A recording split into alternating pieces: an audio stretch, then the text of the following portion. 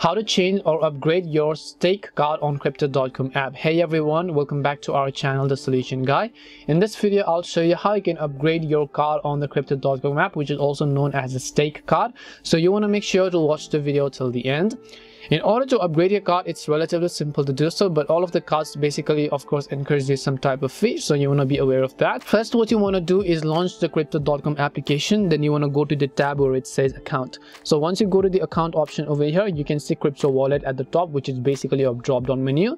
When you tap on that crypto wallet option, you'll enable all of these other cryptocurrency options, where I'll just select the option called Crypto.com coin, which is at the very top of the screen.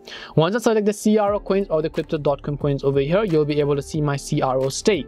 So in order to upgrade your card, all you have to do is from the bottom right, you'll find this little option that says upgrade. So all you need to do is just tap on the option called upgrade. Now there are different types of upgrades that are available, so just depending upon the that you want, that is $40,000 worth of CRO or anything else, right over here you'll be able to just select it. Once you select a plan that you want as well as the card that you might want to, just choose the option called continue to stake from the bottom of the screen. And once you've done so, you can see all of the purchase as well as the hold amount, the other methods that you might want to confirm it with, as well as all of the details. In this case, I just have an insufficient balance to confirm it, but of course if you do, then you want to make sure to just tap on this option where it says continue or withdraw or upgrade. And that's all it takes to upgrade your card or stake card on your Crypto.com app. We hope the video was really helpful, and if it did help you, then make sure to leave a like and subscribe to our channel. And if you have got any more questions, feel free to leave them down. Thank you very much for watching till the end, and see you soon in our next video.